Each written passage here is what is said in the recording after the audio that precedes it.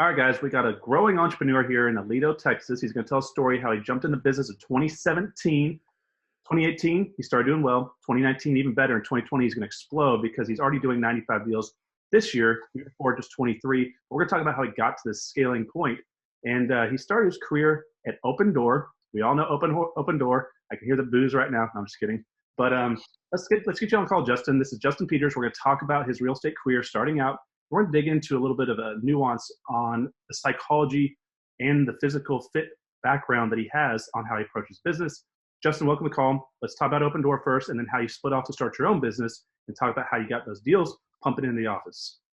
Yeah, man. So first and foremost, really glad to be here with you, Connor. I've been a fan from afar for quite a while. The content you put out, you're a true go-giver, man, and you leave it all on the table. It's a rarity nowadays. And yeah, before anything else, man, just want to say big fan of you. Keep doing what you're doing, and I'm definitely honored to be on here with you.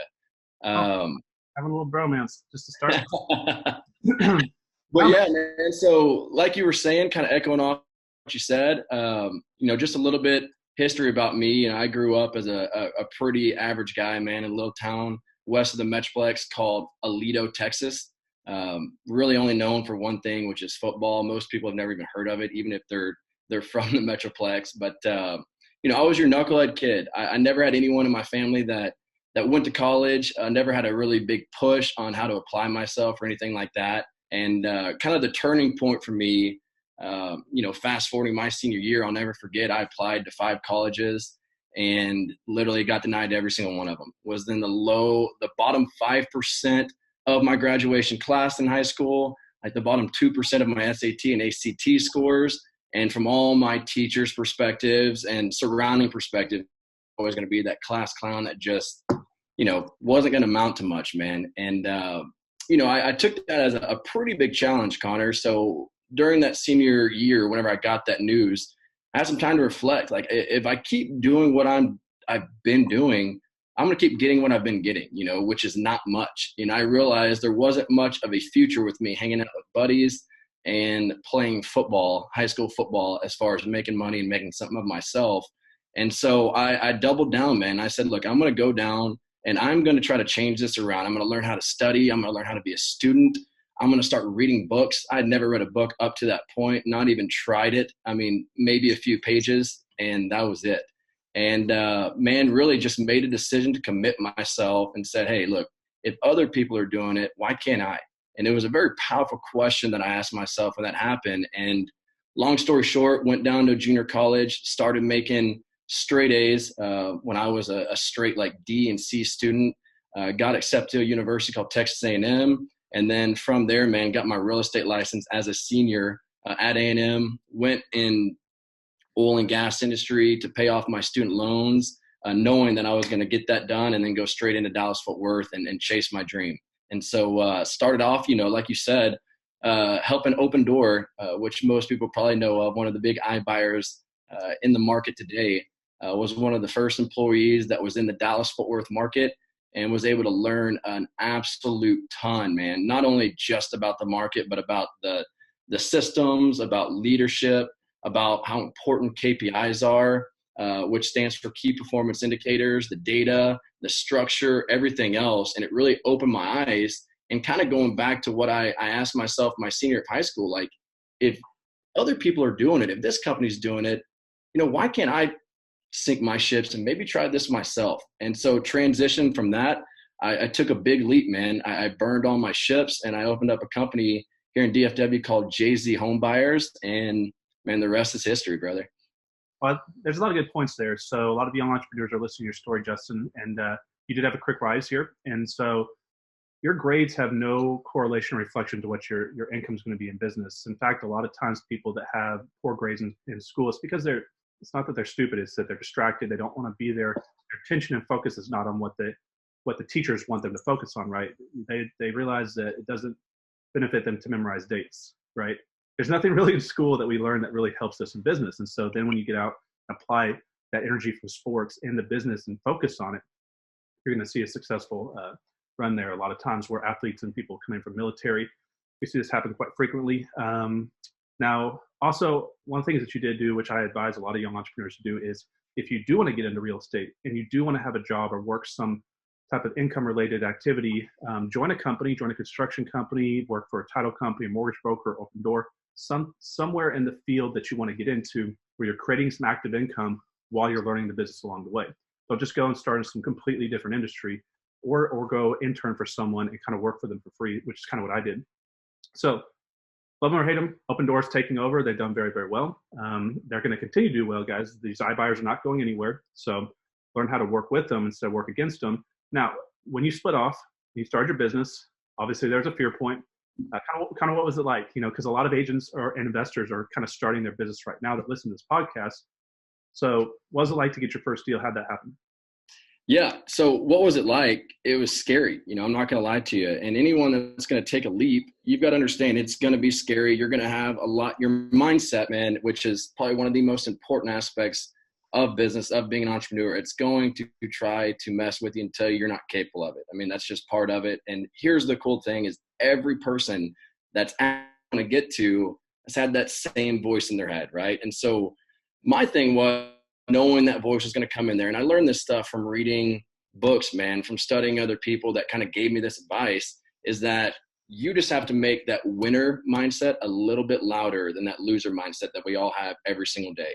You got to focus on 1%, which means getting just 1% better, consistent action, and knowing results aren't going to come in right away. It's going to take time. Anything worth having is an uphill battle, and it's going to take time. There's no question about it. And so when I made that transition, I knew, and going back to what you said, during that time I was working with Opendoor, and I knew that there was going to be a transition mode of not having consistent income like I had, right? And so I made sure I saved up enough money, made sure my ducks were in a row before I started doing something like this, and also made sure my knowledge base was in place to have that confidence and to surround myself by the right people to know that if things did come up and I needed help, I could have a support system to help me get there, right? And so as far as just any advice to people like that, man, it's like, yeah, you gotta realize, hey, one, if other people are doing this, so can you. There's enough resources out there, and it's never a lack of resource, always a lack of resourcefulness. So immerse yourself, be a practitioner, go in and one, be a disaster before you're a master, right? I mean, there's so many things that you can learn and so many books to read, YouTube videos, blog posts, bigger pockets, you name it. There's no excuse nowadays. So if you want it, you just have to commit to it and know it's going to be hard. Know that victim mindset's going to come into place, and know that you have the ability to do what other people can only dream of doing, because you're going to commit to it and not give up on what you've set out to accomplish. Right. Well, you got to go down that process of educating yourself, self-educating yourself, because they really don't teach this out there. And you can watch as many HGTV shows as you want, but nothing's going to prepare you when you get in and a buyer tries to back out of a deal, or when you pull off the shower and you see termites behind the scenes. So you have the education process through books and podcasts and online mentors and seminars, and then you have the street justice process where you get out there and just fail your way forward. Yeah. And that's where kind of the limiting beliefs, the lack of self-esteem, that's where that gets into your thought process at night. You start doubting yourself. And so a lot of that comes from quickly understanding when you get into business, you don't get paid for time, you get paid for value. And so if you're not creating value in the marketplace and you're not actually performing, just showing up doesn't put the money in the bank account, which is, I think, a shock for a lot of people. And when they start feeling that, that's where those limiting beliefs start kicking in. They start going, wow, maybe I made a mistake. Maybe this is tougher than I thought. You just have to battle through those and push through those. That's where I think your sports background kind of helped get you down in the right mindset, I guess you could say, to push through those tough days. Now, how did you start getting into business? You started wholesaling when you jumped out from Opendoor. You hopped in, and what were you doing to get these deals? You were out there doing bandit signs, doing direct mail, skip trace and cold con. How did you kind of get the lead flow coming? Yeah, man. So whenever I first started, my main focus was wholesaling. So I'm a firm. You're going to jump into it. No, don't get me wrong. If you've got a mentor, you've got the right system in place, you can go into other avenues at first. But for me, I wanted to create a system to where, hey, okay, I can get consistent inventory coming in, create a team around it, learn how to delegate, and really build a true business. And then from there, the other techniques, the exit strategies like owner financing, sub 2, fix and flips, I knew those were going to come in due time, right? But my first focus was actually being able to be a marketing guy that knows how to market consistently and accurately, and also making sure that we have a good sales force that realizes, hey, we're going to put value first. We're dealing with a home here. This is not shoes. This is not clothes. This is one of the most emotional sells and one of the biggest sells that most people are ever going to go through. And so we focused on that, and really our main way whenever I first started, and this is for anyone that may be looking to take that leap, one of my favorite quotes is, you got to go deep before you go wide. And if you chase after two rabbits, you're usually going to end up with none, right? And so we started with one channel at a time. And the best thing that we started with, which we still do today, which accounts for about 35-40% of our deals, is driving for dollars. It was a list that we knew no one else, you can't buy it online. We knew that it was going to be very time consuming, but at first, when you're starting this, you got to put in the work like that. You got to understand, you don't just go and delegate something right at first. You need to learn it first, systematize it, and really master that funnel or that marketing channel before you start hiring and getting other people on it. And so when we started out, and obviously we've got a handful of sources now, it was all driving for dollars, man. It was jumping on Mojo. It was calling these people, making sure that we followed up, and just hammering it out, dedicating 6, 7, 8 hours a day on the phone. And 6 months went into it, man. We didn't have one single deal come in. And kind of, it was tough, especially after putting all that work in. But during months, we were planting seeds, right? So we were getting people on the phone.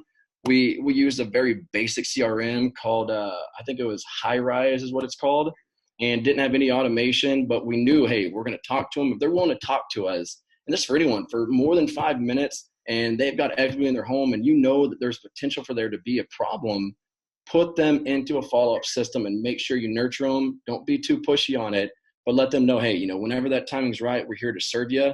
And we just kept doing that. And then after month 6, man, I think we had like 4 or 5 deals came in just like that. I mean, it was like the floodgates open. And then from there, once we kind of mastered the drive for dollar system, started hiring a team to do that for us, ventured out to some SMS texting, obviously direct mail, things like that. And the key to all this, Connor, is before I ever hired anyone for it, I went through the valleys, man, and learned this stuff up and down myself, which is something I highly recommend to anyone. Don't try to outsource before you know everything about it. And with that, we would create what's called SOPs, standard operating procedures, make them dummy proof. Hey, here's a video, here's an outline of how this works. And we started hiring VAs on Upwork, making sure that the time-consuming stuff was being delegated with the resources that are available to you. And then we just built on top of that, driving for dollars, direct mailers, and then boom, boom, boom, hiring, becoming a disaster, then a master, then delegating. And then from there, man, just continue to rock and rolling with our marketing efforts. Yeah, man, very similar to my story. So I started out wholesaling as well. It's a great way to get in the business. And I think it's a necessity for a lot of people because it lets them kind of learn the business as far as cost of repairs and the values of the property. And it's important also, guys, when you start out, if you do wholesale, once you sell the property, go back and look at the MLS to the investor. Once the investor sells it, see what they did to the property, because a lot of times it's going to shock you. They did something completely different. Ask them how much they spent, see what they sold it for, because you'd be shocked sometimes you can undersell a property. So you can kind of look back on the back data to kind of see if you made a mistake on the front side. As well as, it was about 6 months before I did my first deal. And in the next 12 months, I think I did 36 deals because in the beginning of a business, you're making all the mistakes, you're failing, you're stepping forward, you're stepping back, and you're just kind of trying to figure things out. But what most people don't understand, even though 6 months doesn't seem like a lot of time, I'm sure you did the same thing. I worked every day, pretty much all day. And it's just tough. It's like a fire hydrant of money exploding, going out the door, nothing's happening. So you're going to be in survival mode. Then you kind of stabilize. You start to bring in kind of as much money as you're losing. Spend 10,000, make 9. Spend 9, make 10. You kind of flatten. Mm-hmm. Slight momentum, and then you take off and you have an explosion. You start to come out. That's the kind of cycle with what most people go through. Now, I do like driving for dollars, and I think it's a lot of people roll their eyes when we say this, but they just don't understand it's hard work. But it's also a great way to get big deals because there is no list for job transfer. There is no list for assisted living facilities. There is no list for people putting their kids in school start or just random things that they're moving for. But every other list, there's a public source for these. So I like getting in the neighborhoods. I like finding those properties. And I don't know, some of the things, are you looking for anything specific on these properties? Obviously the normal things, but some of the things that we've had success when driving for dollars is looking for properties with like wheelchair ramps out front. A lot of times those houses are inside. They've been remodeled to accommodate. And when you go back to sell them on the back end, a traditional family moving into there is not going to want properties with no upper cabinets or wider showers, or a lot of times when there's a car in the driveway that's for sale, sign of financial distress, or a window unit in the house when they're clearly properties that should have central air and heat. Is there anything specific that y'all look for when you do your driving for dollars? Yeah, so one of the main things we look for, and we use Deal Machine, and we focus heavily on tags. So anyone that's driving for us, one, we make sure that there's going to be a photo taken of it. Two, we want to make sure that there's going to be at least one of 4 tags, right? So those 4 tags are going to be, one, is this house vacant? Those are going to be very, very, very hot houses, especially if they're vacant looking and if they're in a distressed condition. Another one we have is owner occupied distress. So is someone living at the home, and does the home look like it's got, deferred maintenance? Is it dilapidated? Focusing on that. We also make sure we always tag empty lots in areas where it may be gentrifying with new builds, or just an area where there's high demand, where we know someone would be willing to come in there and maybe build a low entry home and put that on the market, especially in Dallas, Fort Worth, man. You're seeing that all over the place. You see these 1950, 1960 homes, then right next to it, you've got a brand new 2019 build. And there's a reason these builders are doing it, and they're doing it very consistently because there's a market for it. And then another thing that we focus on, so those were 3. And then our 4th one, we've got, what is it? Just like the basic tags of just overall distressed, right? So maybe not like incredibly distressed, but hey, this thing obviously has a little bit of deferred maintenance. There could be a chance here that these homeowners probably want to either sell in the future or don't have the money to make those repairs. And we just call that driving for dollars bulk, the tag for that. And that way we're able to, one, target the very distressed homes, and then also make sure we're not missing out on potential homes on the back end with the bulk properties that still have a little bit of distress to them, which we've seen in our KPIs obviously have great conversion rates as well. Right. So guys, if you're seeing teardowns in those areas or new builds, always run the comps of the new build property, because this is the thing about it. The biggest deals I know have been down in Preston Hollow, Highland Park area. So it's very important to understand what he kind of just said. He said, okay, so we did most of our deals one way. We kind of figured it out, understood how to do it, and now we're scaling it. So you scaled by how? You hired individuals. Who was the first hire that you had? And kind of top out your progression of how you built out the office, because you're doing this very quickly, and most people take years to do it. So I'm impressed that you're doing it right away. Kind of give us step by step who's the first person, second person, and kind of where you're at, how many employees you have, what they do, and then because you're now doing this year almost 100 deals, which is awesome. Yeah, man. So whenever I started out, my first hire was, we were focusing on driving for dollars and mojo calling. And so I hired pretty much a caller for us, someone that had no real estate experience, was very, very, very driven, was very sociable, and had a work ethic, man, and realizing, hey, I've got potential, even though I didn't go to college, didn't do anything else. Here's a platform and opportunity for me to really make something of myself, right? And there's so many people out there that are like that. And so a lot of times people are trying to look for, hey, who's that realtor that I can find that's got all this experience? Me personally, I haven't had success going that route. My success has been from being able to find people that don't really have the real estate experience, but got a very huge drive for hunger and are good people. They have good core values, and they're wanting to really just do whatever it takes to turn things around in their life, right? And so I hired, my first 2 callers were just that. And with those callers, on their side end, they would also get paid for going and driving neighborhoods. So they got very familiar with the areas. Whenever they're calling them, they're able to really kind of look back on it and be, oh yeah, I remember this neighborhood, and talk to the homeowner about, certain surroundings of that property, et cetera, et cetera. And then from there, I made those appointment setters. They eventually evolved into our acquisition managers, right? So they learned the hard part of talking on the phone. They learned, how to value these houses, how to look at the renovations, things like that. And they really were just a fly on the wall for me at first, to learn the game, learn the strategies, and kind of allow me to flood what I've learned up to that point onto them. And then, we did the same thing in every lane. And so once we converted them to acquisition managers, we started focusing on hiring more drivers. We found going to Uber, Lyft, Facebook groups is a great way to go about that, right? Hey, if you're interested in something that is already symbiotic to what you're doing, we've got an opportunity for you where you literally just get on an app, click houses, and you get paid per house that you do. And it's an easy job. And we're able to find drivers like that. Another great source for that is finding people that are retired. There's a lot of individuals that retire that just are bored, and they want to do something that's, one, meaningful, and 2, allows them to kind of get out and break up the monotony of their retirement life. And so we're able to find people that that we knew that were retired and that were interested in doing a job like that. Now we've got a team of, 6 to 7. We want to bring on more. We're literally always looking for drivers, always, because it's such a great marketing method and allows us to have consistent deals. And so, I won't go too far into it, man, but like literally every system that we've had, it was the same thing. So I would start with the new marketing channel or the new funnel or lead source, whatever it may look like. And I would learn it, do whatever it took, put the hours, the dedication into it. And then I'd find someone else. I'd train the acquisition managers on how to do that as well. And so then for me to be able to free up my time as well, either myself or the acquisition managers, we could put a system in place, train an individual, and just repeat, rinse, and get the process going from every single stage that we were in from a marketing channel and a hiring standpoint. I mean, more eyes on the ground, the better. So think about all the different individuals. I mean, Uber and Lyft's great. But you also got FedEx, UPS, mailman, Yes. the readers. A lot of properties we bought over the years from yard crews, individuals out going around, all sorts of tradesmen. Your referral business should always be being built up along the side.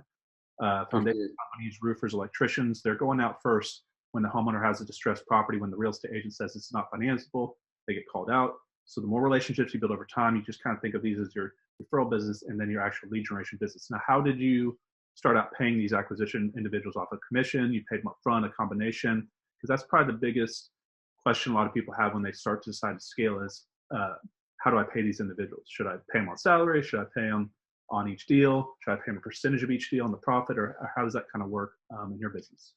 Yeah. So whenever we were starting out, we had thresholds. So if as an acquisition manager, you're going to bring in X amount per month, you're going to get a certain percentage of that profit, right? If you bring in over that. So I think it was when we started out around, if you bring in like $20,000 per month, you'll get around 10%. If you bring in 20,000 to 50,000, it bumps up to 12%. If you bring in 50,000 plus in a month, it's around 15% that you're going to get. Now, obviously, we've changed those numbers up a little bit, but for starting out, it's a great way to go about it. And obviously, with Mojo and having them call, you can set it up because they're independent contractors. You can set it up on an hourly basis and get as creative as you want with it, right? The big thing is when you're hiring people, you want to make sure, obviously, money is important. It's what makes the world go round, and give them enough to survive and to do what they need to do on their end, but make sure they see the vision more than anything else. Paint the vision, paint the opportunity, so these people know, hey, this is something that I know it's tough right now, and I know you're not going to be making as you want right now, but look, an opportunity for you to be able to literally change your life, your family tree life, everything in between from the work we're putting in. And so really just putting that word out to everyone that's coming on and letting them know I'm going to take care of them with what they're doing, but also, hey, this hardships that we're going through right now, this struggle and the learning curves, this is all going to pay off later down the road once we get that momentum on our end, when we increase those percentages, where we're able to pay you more for bonuses, et cetera, based on how the company's doing. And that's really where we are now, man. Those guys that were with me at first, they're taken well care of. They're making more money than they ever thought they were going to. And it's because they stuck with it and they put their head down and they were willing to do whatever it took and not looking at short-term satisfaction, but really long-term satisfaction, knowing that it was all going to pay off in the end.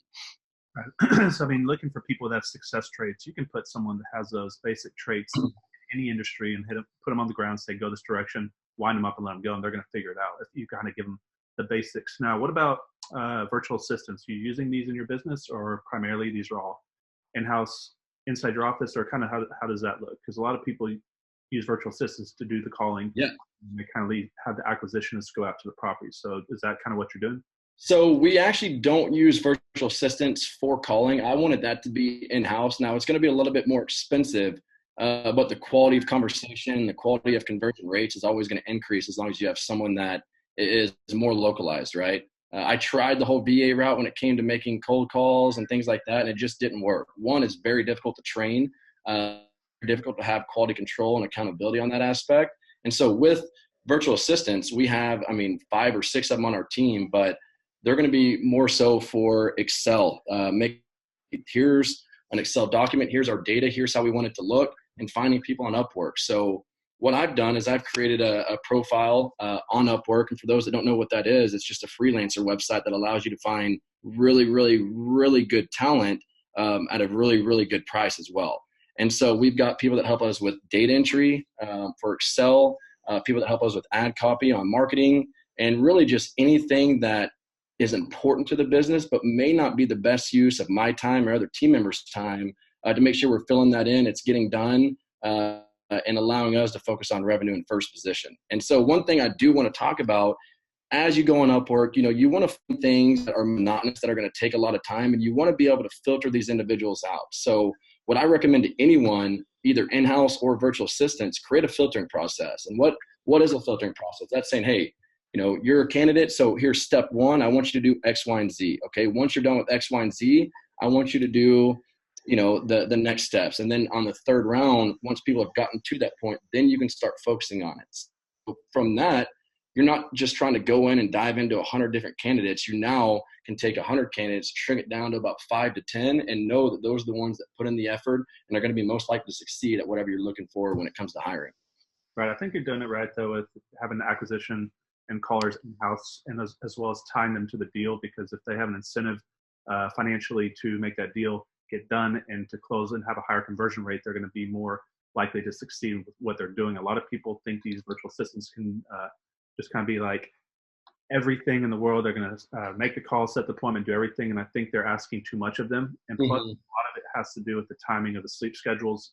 They can do data entry, they can do the repetitive tasks that kind of take the time off the plate. But a lot of times they're not awake at the times when the clients that we're trying, or the consumer that we're trying to reach out to, they need to be having the conversations with them. So you get what you pay for. And so there's what's called a phantom loss. Sometimes you're paying more up front, but you're making more on the back end, whereas you're saving more up front working with a virtual assistant. But how much does, say you're paying a third of the cost up front, but what happens if they miss 2 deals or 40K deals? There goes your, that's huge. Yeah. So you did almost 100 deals this year, which is awesome.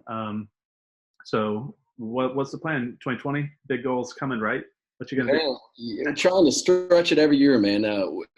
This year was pretty eye-opening.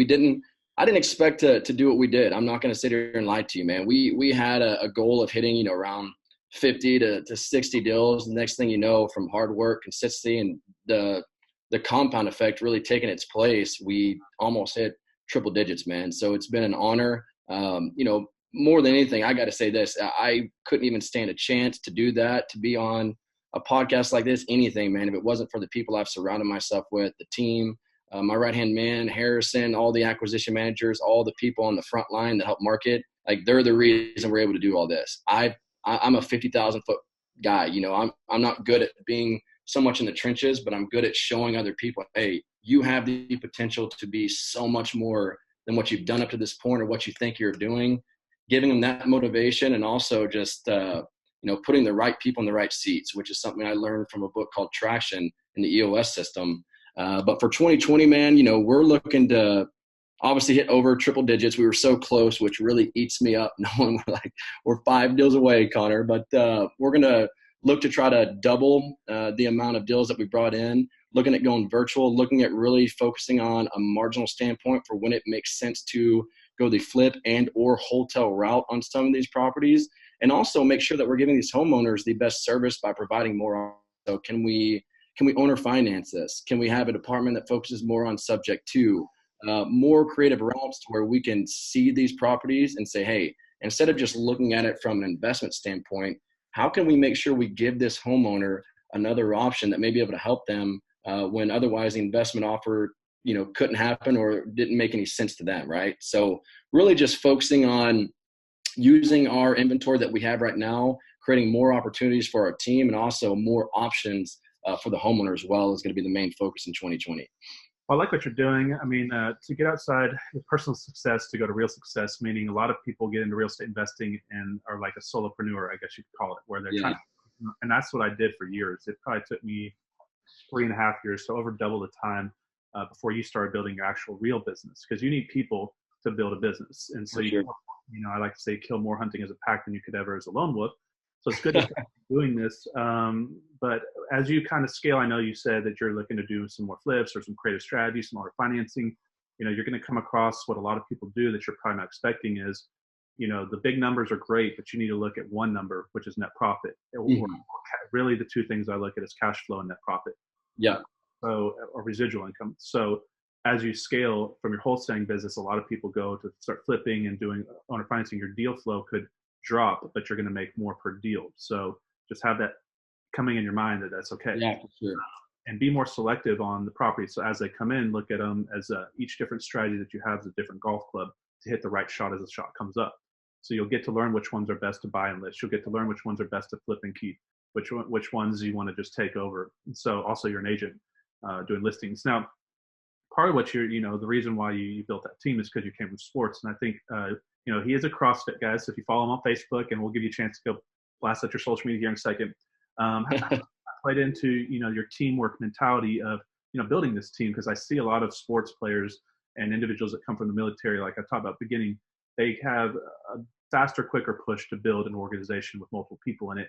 Whereas I see a lot of people that didn't kind of come from that background, they kind of try to stay by themselves. It's just kind of what I've seeing a lot of different people get into business. And then let's talk about that a little bit, and then maybe kind of what Being in Shape has done for your business, because it's not easy to go out there and hustle every day. A lot of people watch, HGTV and say, I can do that, but nobody watches the Cowboys and say, I can go beat Dak Prescott. But they need to realize that it's hard work and you need to have stamina to do it. No doubt. Yeah. So echoing off what you said, man, there's nothing easy about anything you're going after. If you want to be apex, you want to be above average, man, you got to put in some serious work, and that's just part of it. And here's the thing, the time's going to pass anyways, right? So as you're sitting there thinking or wondering or being a victim, you got to realize you could be taking very small steps that you may not see the results at that moment, but they're going to pay off in the end. So realize, man, there's only so much time in a day, and every day matters. Every day you need to just look at it as an opportunity to grow. You need to know how to be patient. That's one thing that I struggle with a lot, Connor, is patience, right? And so kind of going back on your question, sports and everything else, it taught me, one, about patience. It taught me about commitment. It taught me about discipline. And it taught me a lot about being able to surround myself with team members and knowing, man, I cannot do this by myself. That's one of the most important pillars of that too. And so growing up and having a heavy focus on sports with football, basketball, you name it, even though I didn't realize it at the time, it showed me, man, hey, if you're going to be a good sports player, you've got to, you can't just go and practice when you're supposed to practice. You've got to be the guy that's staying in there, being a gym rat, that's working out more, that's shooting more, that's focusing on free throws more, that's going through and doing things that other people aren't doing. And so kind of transitioning that into CrossFit, that's something that I fell in love with very quickly, because it's one of those things that humbles you like crazy, right? You start it and you think you're decently in shape. You see videos, you're like, oh, that looks easy, I can do it. Then you get in there and you get your butt whooped by like a 65-year-old man. You're like, oh my goodness. And so what I loved about CrossFit, and I give a lot of, my mindset and everything else to CrossFit, because it's one of those things that when you do it, most days you do not want to show up and do it. You literally don't. You don't want to go there. You're going to feel awful after you're done. But it's one of those disciplines. I learned this from Jocko Willink. It's not about doing things and thinking about what it's going to feel like while you're doing it. Instead, it's about thinking about what you're going to feel like once it's done, right? And so I've used that mentality with CrossFit, with everything, saying, okay, hey, I may not enjoy this, but I know that dopamine, good feelings, and me feeling like I'm progressing and acting like the true hero of my story, I'm going to feel so much better once I go through that pain, right? And so CrossFit is an epitome of that. You're not going to like it, but once you go through it and you do it consistently, once you're done with that workout, it's one of the best feelings ever. You're like, I just did more work than most people can even imagine in one day.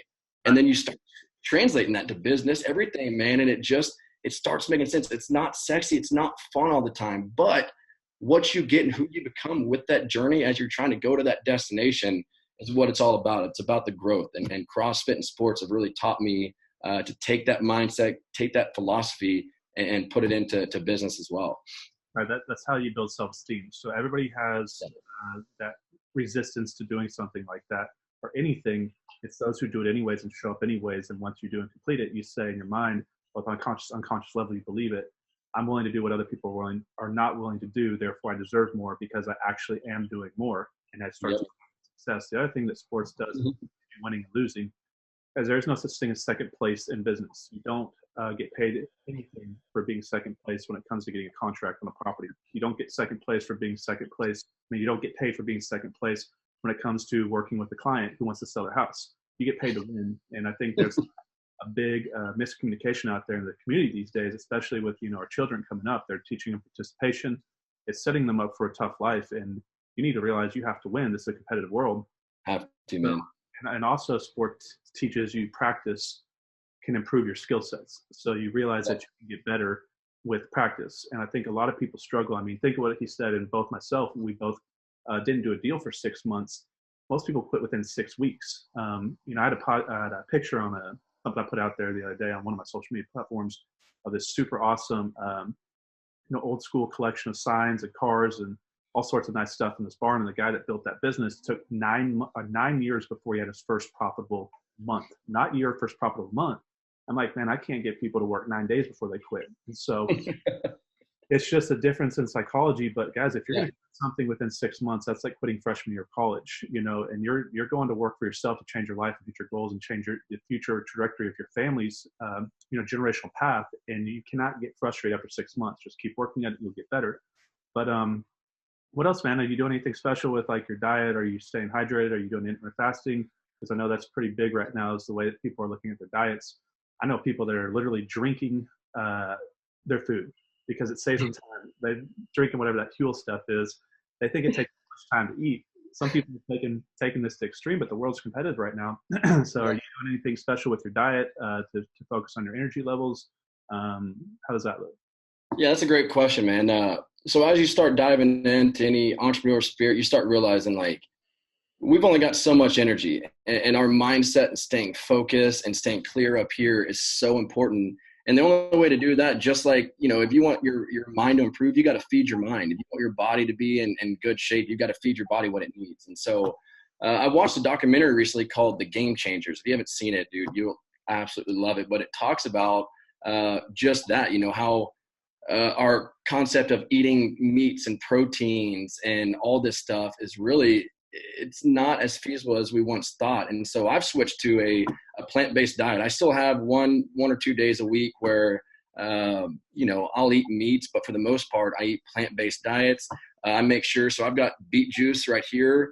I'm always trying to feed myself and research and find ways, how can I stay healthier? How can I make sure I'm not hitting those 2 p.m. slumps? Because most of it, man, it comes from our nutrition and what we're doing, and also, what we're thinking up here. And so my big thing is I'm always trying to say, hey, how can I make sure that I've got the best nutrition in my mindset, the best nutrition in my body, so I can always perform at the highest level. And so I'm always focusing on the breakfast aspect of it, eating clean foods, making sure I take time to disconnect every day, having clarity breaks, just to sit there for an hour, listen to a podcast, or just go do something to disconnect, man, and really just evaluate my situation, making sure that I look at my pain points going on in my life, write them down, journal, visualize, have a vision board of where I'm going, where I want to be.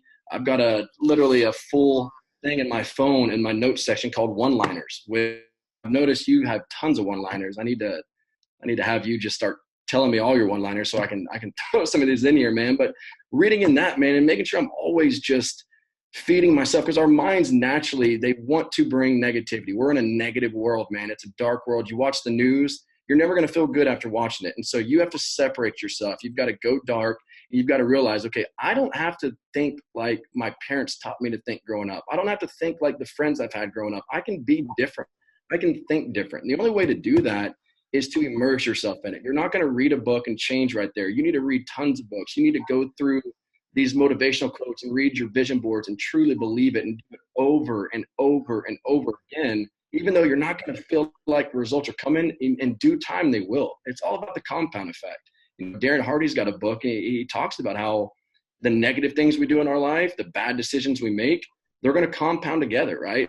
Eventually, that's going to end up being a huge concern or huge flaw in your life. But vice versa, on the contrary, if you feed yourself with good thoughts, if you do good things with your body, it's not going to happen. There's no 30-day quick fix on getting abs or becoming successful or anything. You've got to understand that. But the little wins over and over and over eventually accumulate and compound. And the key is, like you said, Connor, you just give up. You got to know it's going to be there. You got to make sure you've got a nest to take care of yourself.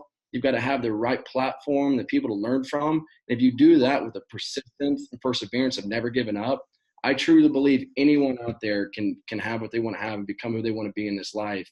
Most people just don't know the formula or know that you can change that condition you've had up to this point. I mean, the access to information is everywhere. And I mean, unless you guys want to end up like your parents or your grandparents, like think about this, like most people don't have high performance parents. They don't have, unless your parents were high level real estate professionals, or unless you want to be a professional athlete or a professional gymnast or professional musician, unless the person that you're looking up to as you're growing up is at a high level of what you want to do, don't listen to them. It takes a lot of reprogramming. Now the information is available. It's not just going out there and reading the books. It's consistently doing it over and over and over and building the momentum, because it takes a lot of time to reprogram your mind after literally decades of kind of being brainwashed. And I'm not saying that your parents don't love you, but love doesn't get the job done. Love does not help you become a successful person in real estate. Someone who's successful in real estate that you stay closely connected to, that you learn from, helps you become successful in real estate. So information's everywhere out there. You guys just got to get out there and seek the right mentors. So it's all out there, but you need personal initiative and drive. Now, also, I like a lot of, a new cool thing is like how many hours you've worked. Guys, it's not about how many hours you've worked. It's about how many focused hours you've worked. And that's why we're talking about diet and, making sure you're eating the right things, because if you're having that brain fog and you're having that afternoon lull, that's first of all, so like I don't eat till, so I usually don't eat till like 3 or 4 o'clock, because what would happen to me is like right in the middle of the day, right when I was building momentum, I'd have to slow down to actually eat, and that'd break the whole momentum of the day. It takes a lot of time to go stop and eat and break stuff down. And it's so, as well as I got older, so I'm 35 now. I don't know how old are you, Justin? I'm 29. Cool. So you're like 3. So like when I was like 32 and 33, I started to notice it. But like it really affects me where like my energy levels would drop, and then energy levels drop, your focus drops, and production drops. Therefore, your income drops. So these things you need to start focusing on as you get older. And some of these guys are 25, 27, 29. I get it. You guys are like, oh, I'm a Superman. I was there at one point too. You really start having to think about it later, staying stretched out, staying hydrated throughout the day, making sure you're doing something as far as cardio to keep the blood flowing. A lot of people are going to like float tanks and sensory deprivation tanks. They're doing unit chambers. They're doing all sorts of different things to give themselves an edge. And so it's just something to think about, guys. As you're getting up there and age, what you're going to do to keep the longevity in your business, those energy levels going.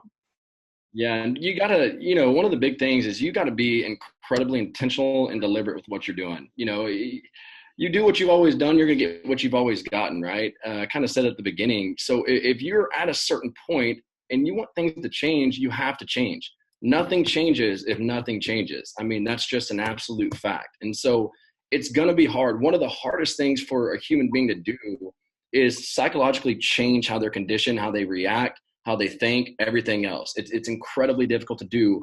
But here's the beautiful part of that is that it is 100% possible and able, and is being done all over the place for people that are literally just turning into those guys that most people don't even recognize anymore, because they're feeding their mind, they're feeding their body with what matters. They're starting to study, hey, what do most successful people have? 1, they take care of their diet. 2, most of them exercise for at least 30 minutes per day. Most CEOs are reading like at least a crazy amount of books. I think it's like 52, almost a book a week. And so start seeing the signs. They're all out there. And even though it's hard for you, if you can't read, don't use that stuff as an excuse. You can do it. You've never been a good reader. It's hard to read or pay attention. It's hard for most people. Just go through it.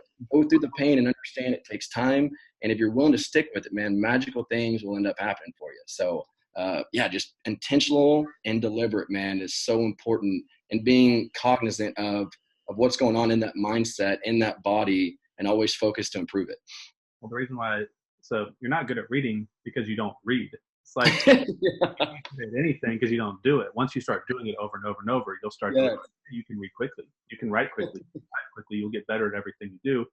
Talking about having to change, it is important to change. But the first thing in order to change is to realize that you need to, and stop blaming the external world. And so this is where a lot of taking blame upon yourself is very important. when you see these massive transformational changes in individuals where like you saw them and then a year later, you're like, this is not the same person. They've dropped 50 pounds. All of a sudden they're talking differently. They're thinking differently. It's because at some point someone goes through this period of forgiveness on themselves as well as those around them. And they start saying, I'm no longer going to blame God, the government, which president I have, the company I'm at, the industry I'm in the wrong city. They start to take blame upon themselves. And when you blame yourself for all the problems that you have, you can control and change the problems because now you have control to do so. When you're blaming everything around you, which is what so many people do, you're waiting for those things in the external environment to change before you could ever change. And so that's one of the big things that I see a lot of people struggle with. And as soon as they kind of get that, they hit the ground running, and you see massive changes quickly and a huge transformation in all areas of life: their physical, their relationship, or their physical condition, their relationships, their faith goals, their community goals. It all kind of happens all at once because they realize they're all interconnected. So that's something y'all should be thinking about, because we're headed into 2020 here in a few days. And this is not just a new year, this is a new decade. And so really think about last decade, what you fell short on, where you wanted to be better, not just in your business, but in your personal life and in all the areas of your life. And set those goals, put them in visual form, like Justin talks about with your vision boards. Look at them, internalize them, and reflect upon these. And you should always set your goals and audit your day, audit your month, audit your year, look back and reflect. And because that's what's going to because a lot of times people don't look back and see what they did or see where the mistakes are. And a lot of times they don't want to see their mistakes. They just keep going forward. But sometimes studying what you've already done can avoid you a lot of time and mistakes going forward. Anything else you want to talk about? I know we're kind of going off on some tangents here, but this is good stuff, I think, for people to hear. Yeah, man. No, just more than anything, one of the things I haven't really reached out and tried to give as much as I could, because honestly, up to a certain point, I didn't feel like I was worthy. I didn't ever want to be that guy that could say, hey, I could help you, and not be able to deliver on it. Right. And so I just want, one, if you're looking for any types of help, man, I'm serious, no strings attached. I will try to help you out in any way I possibly can. I want to be a go-giver, Connor. It's something that you do very well, man. You pour out, you give, and you give, and you give, and you give, man. And that is literally what it's all about. The secret to living is giving, in my opinion. The secret to happiness is progress, right? So you've got to make sure that you're always progressing on yourself, and then giving stuff away any chance that you can while doing so. And so my just, I guess, final thoughts on this, Connor, is if you're starting to think about jumping into that next chapter, or you aren't sure if you're capable of it, I want you to truly understand this, that you have every bit of what it takes. It's going to be difficult. There's going to be ups, there's going to be downs, but if you're willing to commit to it and say, no matter what, I know that if one man or woman can do this, so can I. And you use the right resources, surround yourself, invest in yourself, invest in other people, learn and put yourself on the shoulders of other giants. Man, you can have anything that you want to have in this life, both on all pillars: happiness, health, wealth, relationships. All of it is relevant to what we're talking about here. It's difficult. If you don't like something in your life, there's inefficiencies. Realize that you're 100% responsible. The market does not care. It's the cold hard truth. And once I started realizing that, quit putting the blame game on people and say, oh, well, if this was this way, I could do that. Or if I could do this, or if it wasn't this way, man, none of that matters. We're in one of the greatest times of history right now. You can literally make millions of dollars on your phone, making videos about cats. I mean, it's absolutely insane. And the biggest thing is, man, realize you can do it. You can literally become that person no matter what you've done up to this point. If you've made bad decisions, well, look here, you're someone that has made those bad decisions, that has shaped you. And now your story is going to be that much more incentivized. And you've got a much wider to motivate and to let know that they can do the same thing, because those bad experiences are only making you and molding you into the person that you're capable of being, right? Sometimes without the trial and errors of life, we may not be able to make that leap. We may not be able to get so tired of our situation or what's going on that we just kind of stay complacent with our life. And so just know that if you're going after it, you've got what it takes. Anything that you're trying to achieve in life, you put your head down, you go dark, do whatever it takes, learn from the right people, and in due time, you don't quit, and you'll have what you're going after. I can assure you on that. And I'm a firm believer of it too, Connor. I like what you're saying there, that, just the realization that the world's made up. I think it's Steve Jobs made that quote. It's like, when you realize that the world's made up of people that are no smarter than you, and that they're just like a real person, just like yourself. Because a lot of times with television, and I get this all the time, because it's the YouTube channel, people come up to me and I'm like, look, man, I'm just a guy just like you. I'm out there doing the same thing. But it is, you create this position of credibility and power when you write a book, when you're on a camera or you're on a stage. People see that person as someone on a different level as you, and they're not. They're just a normal person, and you can be that person too in a very short few years if you just dedicate yourself and do the same things that they did. Study people that you want to be like and do what they did to get there, and replicate and duplicate, and you'll have the same results. So, man, I think you're on the right path. I think it's impressive what you're doing. I didn't know you were doing that many deals, so congratulations on that. Now, what's the goals for 2020? Give me the big goals. Man, so one big goal is having a creative finance department inside of our office here locally in Dallas-Fort Worth, and then obviously ability to scale that into other markets when we get there, and then going virtual in at least 4 other markets of our choosing, making sure that we're utilizing the software called PropStream and all the great data it provides. Building out a team. So I've actually just bought a software called Predictive Index. So making sure that I can analyze our current team and start really focusing on hiring the absolute best talent, people that are hungry, that want to make a difference, that truly understand what we're trying to do here, which is make the easiest way to sell a home and have the absolute best world-class customer service. Then, one big goal too, man, is I want to start putting myself out there more. I want to start adding value and just giving people golden nuggets any chance that I can, and letting people know like they've got what it takes to make that happen. And yeah, man, just go from there. Continue rocking and rolling, putting my head down and seeing what we can make out of 2020 coming up. Yeah, man, you got a good spirit, you got well-spoken, you got the right words coming out. So I think you'll do well on social media. Start focusing on raising capital right now. Because that's going to be really big when it comes to your low equity strategies, your owner financing, taking houses sub 2, being able to have those little 15, 18K nuggets that you can leave, because that's where a lot of people don't realize when you start closing these properties, they're using hard money lender to close the acquisition and the repair. They fund it all because you're getting a discount, but you need this income or smaller amounts that people are okay to leave out. So start working on, go to the IRA custodians, get out to some of these events where people have smaller amounts that they're willing to leave in, so you can take these little properties down, because as the market turns, short sales are going to pick up, REOs are going to pick up, foreclosure pick up, sub 2s are going to pick up. If you're in other markets where lease options are a lot more prevalent, I mean, you can do lease options here, certain types of strategies, but these are just things to think about. And that, where can they find you? I know you've been putting us videos on Instagram, because I'm now making a little effort on Instagram. I dropped the ball a couple of years ago. I didn't look good in a bikini, so I didn't think I needed to be on Instagram. So I have my buddy Mike get on here, Mike Sherrard. He's like, look, man, like you're missing the ball on Instagram. So I hopped on there, but I see you're doing quite a bit on Instagram videos. So send people to all your channels that you're working on. And I think it's a great idea. I think more people need to be pushing on social media. They don't understand what it can do for you. For sure. It's just, I mean, if you're not on video in the next 5 years, you won't be in business. And a lot of people I agree, man. Yeah. And so one of the things too that we focus on, and I learned this, it's called the law of recallability. So you want to put that content out, and you want to be that guy that people know, hey, there's homes that need work, or if you're a real estate, any industry you're in, insurance doesn't matter. You want people immediately, whenever they hear of something or someone that needs that service or that could benefit from you, they think of you and no one else. Right. And so the only ways to do that, it's hard to do it from a physical contact standpoint. Right. And so social media is so powerful by putting out videos. You're going to be bad at first. Everyone is. It's okay. Just put them out. Okay. Gary Vee had like 2 views the first year or 2. Now this guy has millions upon millions. Like, you got to start somewhere, but put it out and make sure when people know or think of that industry, they think of you. It's called the law of recallability. And if you want to follow me on Instagram, I'm still working on, making sure our content's good, and you'll see me mess up, and hopefully that'll give you the confidence to jump in yourself. You can follow me at JUUUSTIN Peters, PETERS, or just on my Facebook at Justin Peters, and our business page is so follow me on there. I'd love to connect with anyone on here that may be looking to watch my journey. I can watch your journey. We can help collaborate and keep leveling up, man. That's what it's all about, Connor. You have a YouTube channel, Justin?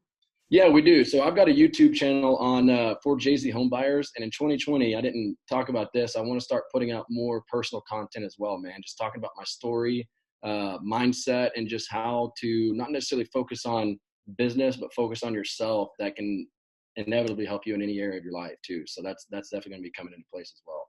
Hey guys, you just got to fight your fear, get out there and do it. You know, you're always going to be more critical of yourself. Like, you know, when you film a video, you're going to feel like you suck, and you may or may not, doesn't matter. Just put it out there, because it's like when you flip a house, you're going to see every little, you know, tile lines off a 1/4 inch. You're going to see where there's the drywall, you know, or like the spray texture is a little too thick over here. But the people coming in, the next person by the house, are like, wow, this looks amazing. You're always going to be self-critical. No matter what, you will always have people bash you, and you're going to have X amount of people hate you, X amount of people love you, and X amount of people swayed either way. And I wouldn't be so concerned with making your videos so high quality in the beginning. I agree. Volume out. Just keep pumping stuff out, because it's the few videos that make a run that are going to build your whole channel. And I see a lot of people spend a lot of time and effort trying to be perfect, but that perfectionism causes procrastination, and it's really the same thing. And so if you're going to take like camera crews out and follow you around, spend like $1,000 per video, and then it gets 40 views, it's going to crush your soul. Just put some videos out, get it out, because some of my videos that got like the most views, they suck. They really, man, people love authenticity. They absolutely love it. And they want to say that, you know, kind of like what you were talking about earlier, the belief that those people can do it, I can do it too. And when you see someone that's fallible and you see that they're a normal person, you say, this is a normal guy. He's just like me, or she's just like I am. And therefore it makes it more achievable. When they see him on a pedestal or have that God complex, or where it's unachievable, that's what can keep you from taking the action. Man, I think it's exciting. I think you're going to do great. You know, going on social media, I think you're going to continue to scale your business. And man, appreciate you coming on here. Let me pick your brain, tell your story. I think you're going to inspire a lot of young entrepreneurs like yourself. And on that, see you when I see you. All right. Thank you, brother. Enjoyed it.